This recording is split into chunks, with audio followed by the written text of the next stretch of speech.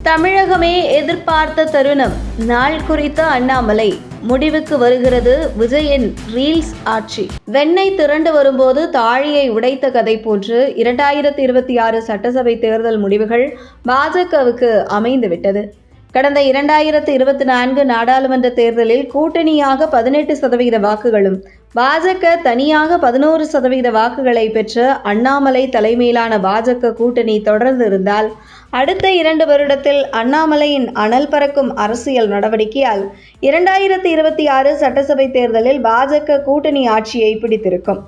ஆனால் கரை சேர முடியாமல் தத்தளித்துக் கொண்டிருக்கும் அதிமுகவுடன் கூட்டணி வைத்தால், குறிப்பாக காலாவதியான எடப்பாடி பழனிசாமியை முதல்வராக முன்னிறுத்தி கூட்டணி அமைத்தால் திமுகவை வீழ்த்தி பாஜக கூட்டணி ஆட்சியை பிடித்துவிடும் என்று அண்ணாமலைக்கு மக்கள் மத்தியில் இருக்கும் செல்வாக்கை பொறுத்து கொள்ள முடியாத சிலரின் தவறான தகவல்களால் காலாவதியான எடப்பாடியுடன் கூட்டணி வைத்து தேர்தலை சந்தித்து படுதோல்வியை பாஜக சந்தித்திருக்கும் நிலையில் அவை அனைத்துமே அண்ணாமலைக்கு எதிராக பின்னப்பட்ட சூழ்ச்சி.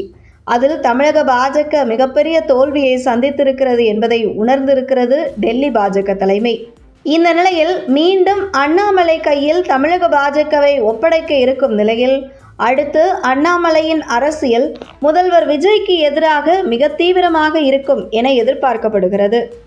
குறிப்பாக சட்டசபையில் பிரேமலதா விஜயகாந்த் உதயநிதி கேள்விகளுக்கே பதில் சொல்ல முடியாமல் திணறும் முதல்வர் விஜய் அண்ணாமலை கேட்கும் கேள்விக்கு எப்படி பதில் சொல்வார் என்கிற கேள்வி எழுந்துள்ளது.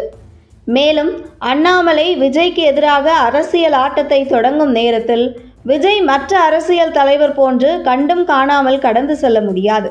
அது மக்களின் புரட்சியாக வெடிக்கும் என்பது கடந்த கால திமுக ஆட்சியில் அண்ணா பல்கலைக்கழக விவகாரம், டிஎம்கே ஃபைல்ஸ் போன்ற பல சம்பவங்கள் உதாரணம். இந்த நிலையில் வரும் மே 19ஆம் தேதி அமெரிக்காவில் இருந்து தமிழகம் வரும் பாஜக முன்னாள் மாநில தலைவர் அண்ணாமலையின் வருகையை எதிர்பார்த்து பாஜகவினர் மட்டுமில்லை, ஒட்டுமொத்த தமிழகமே எதிர்பார்த்து கொண்டிருக்கிறது. இதற்கு முக்கிய காரணம், முதல்வராக பதவியேற்ற அடுத்த ஓரிரு நாட்களில் விஜயின் முகத்திரை ஒவ்வொன்றும் கிழிய தொடங்கி இருக்கிறது.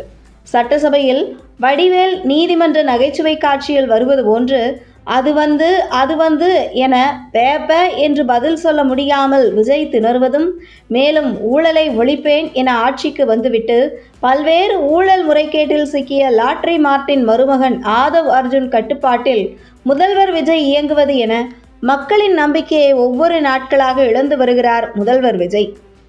அந்த வகையில் சினிமா மோகத்தில் ஏமாந்து விட்டோமே என விஜய்க்கு வாக்களித்த மக்கள் வருத்தப்படும் வகையில் தற்போது தமிழக அரசியல் களம் மாறி வரும் நிலையில் இந்த சந்தர்ப்பத்தை சரியாக பயன்படுத்த தவறினால் இனி அந்த ஆண்டவனாலேயே கூட தமிழக பாஜகவை காப்பாற்ற முடியாது என்பதை உணர்ந்த டெல்லி பாஜக தலைமை அண்ணாமலையை மீண்டும் தமிழக பாஜக தலைவராக நியமிக்க இருக்கிறது என்கிற தகவல் வெளியாகியுள்ளது.